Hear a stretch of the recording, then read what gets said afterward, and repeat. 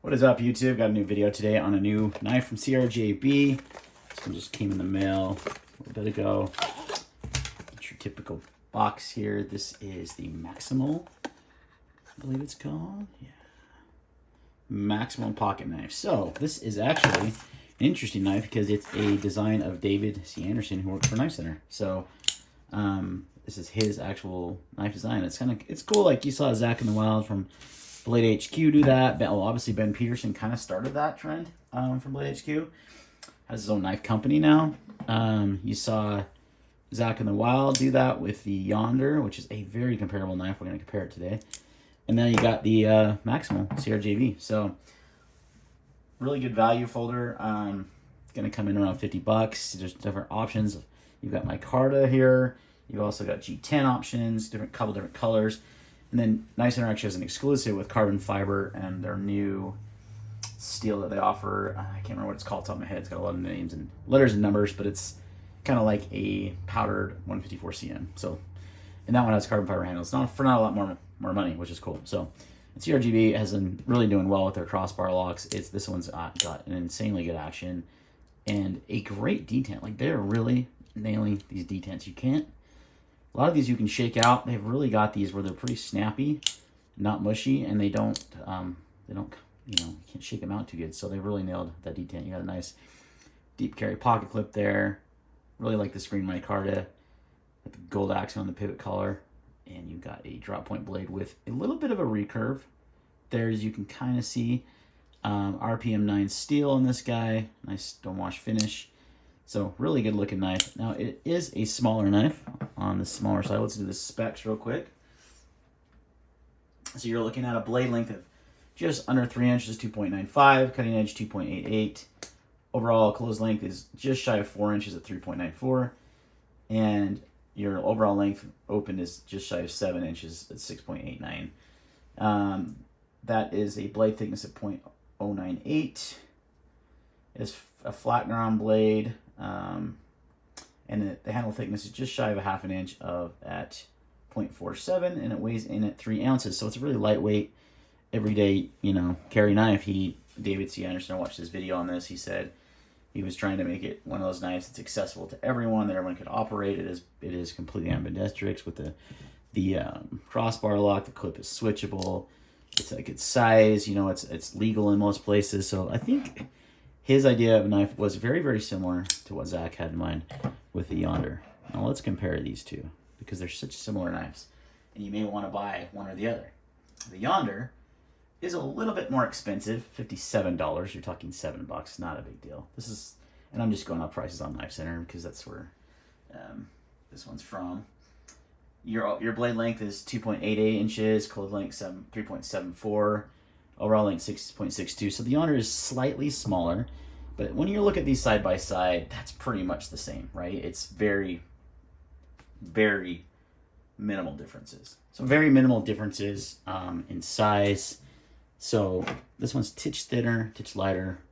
The blade shape may be what sways you. The steel, 14C, RPM 9, God, really similar actually. RPM 9 would technically have a little bit better edge retention, but because it's closer to the D2, but 14C is going to be good, and it has a little bit better toughness and stainlessness. So it's kind of what you're looking for, I guess. They're, like I said, so similar. Both use a crossbar lock, both dual thumb stud actions. This is more of they call this a spay point, kind of a reverse Tonto spay point blade. You may prefer that. Looking at the pocket clips, I definitely prefer the clip on the Yonder. It's much smaller. Oops, back that up a little bit. I like how much smaller it is. I do prefer that. And I also think I prefer the Yonder for its handle size or shape. It's just a lot more neutral. You don't have this, curve here that can, I don't know, they're both comfortable in the hand though, man. Ergonomically speaking, they're both good. The Maximal has a little bit beefier handle. What I mean by beefy, I mean wider. And it's just really comfortable in the hand. They're both great. And it's a titch longer. We found the Yonder a little small, then that might help. But the Yonder handle design is so well done that it really works as a small knife. So they're both really, really good small knife options. I just think they're very similar.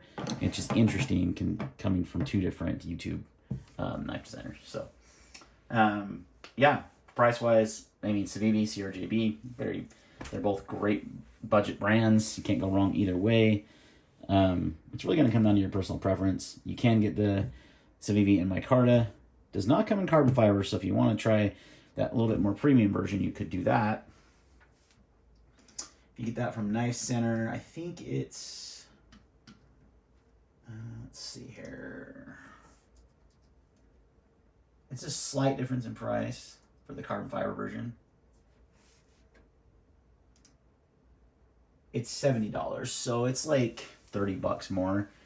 And you get the AR SF2, that's the steel, which is a little bit better steel than RPM 9. And you get carbon fiber, real carbon fiber handles. So that might sway you too, because you can't get the Civivi in carbon fiber. It's only available in G10 or micarta. So if that's your thing. Overall, they're both great knives. If you're looking for a small EDC knife that's under 3 inches that you can carry everywhere, that's really going to be, that's fully ambidextrous. They're both ambidextrous knives. I mean, they're super similar, right? So it just might come down to your preference. I don't love the slight recurve, only because, well, I don't mind it because I sharpen a lot, but a lot of people that don't, that might cause issues. It's very slight, but it's there. That might be a deciding factor. Also, action-wise, they're both so good.